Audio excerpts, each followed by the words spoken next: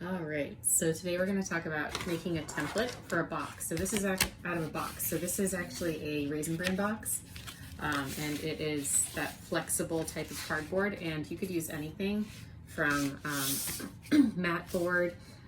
You could use paper, but it's not that firm, so you're going to want to support it with a ruler.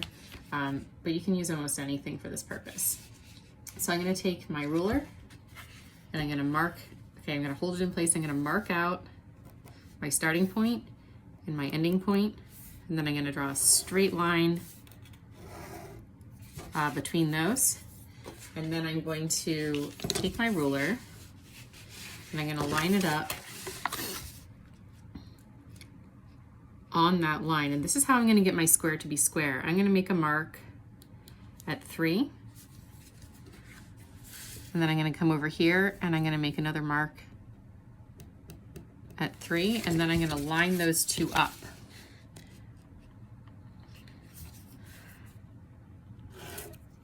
Okay, and that should be square to my other side. All right, and then I'm going to go ahead and I like to use the edge of the ruler to assist with this, because if I straighten out my edge of my ruler, that also is another way to make it square.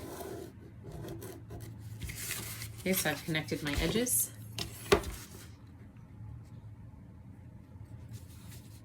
And I'm connecting my edges over here as well. So now I've got a square that is 3 by 3.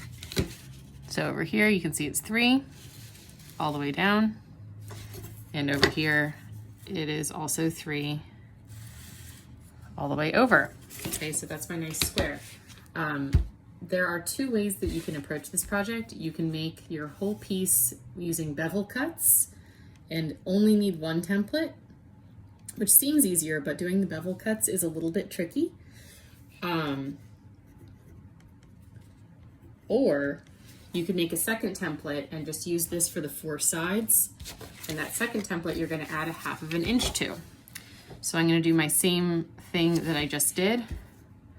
I'm going to start out with a mark at the end, and this mark I'm going to make at 3.5. This is because your slabs tend to be about 1/4 inch thick, so it needs to accommodate for the space that 2 of those will add. So I'm going to come in, line this up, and make my mark at 3.5. And make my other mark also at 3.5. And then I can straighten out my line here.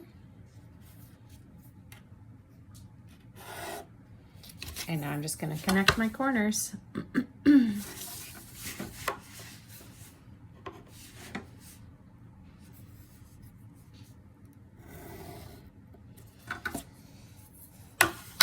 If I accidentally made this line, if I were going to exaggerate it, if I made it very not straight and it came out to that point, that's not going to end up being a useful tool for a template. So make sure that you are really getting your pieces lined up.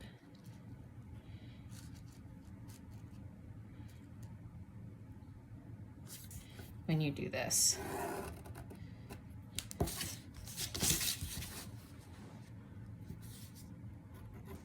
All right, so then this one is 3.5 inches by 3.5 inches. Okay, and I would use this for my top and bottom.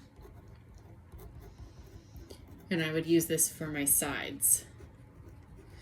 Okay, so you could either use this for all 6 sides with bevel,